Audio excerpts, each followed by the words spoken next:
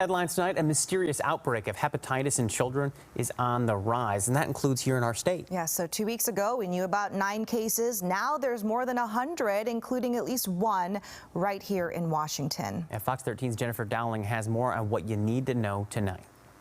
That's right. Local doctors say you really want to be on the lookout for vomiting, dehydration, and the yellowing of eyes and skin. They say now that the CDC's health alert has gone out, more testing is also being done.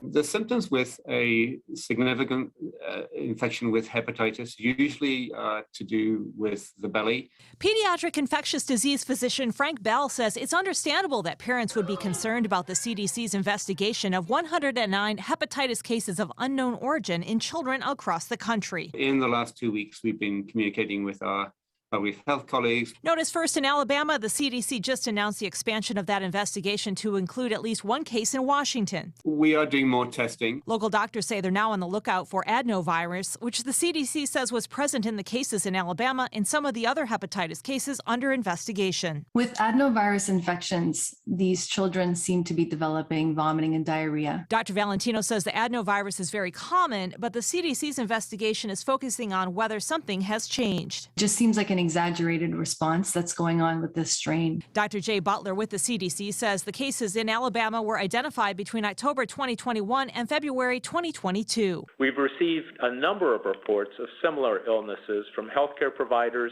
and state health departments across the country, and we've been working diligently to evaluate these reports.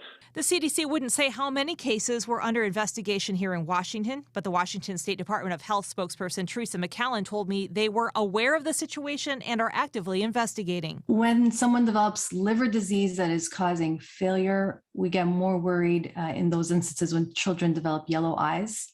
That's really the best place to look. Dr. Valentino says if a child isn't feeling well or is getting dehydrated, it may be a good idea to go to an urgent care setting if you can't access a pediatrician. But she had some reassuring words for parents and caregivers. When new illnesses arise that have a lot of uncertainty, we all get a little worried. In general, this is a very small number of patients.